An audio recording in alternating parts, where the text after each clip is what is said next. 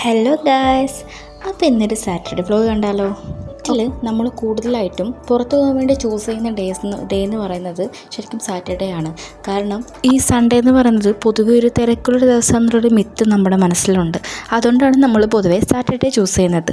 എന്നാൽ സാറ്റർഡേയും സൺഡേയും ഒരുപോലെയാണെന്നുള്ളത് വേറൊരു സത്യം തന്നെയാണ് കേട്ടോ. എന്നിരുന്നാലും നമ്മൾ സാറ്റർഡേ മാത്രമേ ചൂസ് ചെയ്യാറുള്ളൂ കേട്ടോ. അങ്ങനെ എന്നത്തെയും പോലെ നമ്മൾ ആദ്യം തന്നെ എമിനോനും ഒന്ന് കംഫർട്ട് സോണിന് വേണ്ടിയിട്ട് അവന് എല്ലാ ഫേവറേറ്റ് ആയിട്ടുള്ള സ്ഥലത്തേക്ക് തന്നെയാണ് ആദ്യം പോയത്. അവൻ്റെ പ്ലേ സ്പോട്ടിലേക്കായിരുന്നു പോയത്.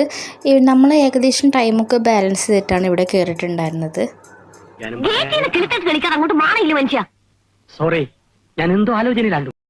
ഇവിടുന്ന് കഴിഞ്ഞിട്ട് വേണം നമുക്ക് സിനിമയ്ക്ക് പോകാൻ വേണ്ടിയിട്ട്. നമ്മൾ തലേന്ന് സിനിമ ബുക്ക് ചെയ്തിട്ടുണ്ടായിരുന്നു.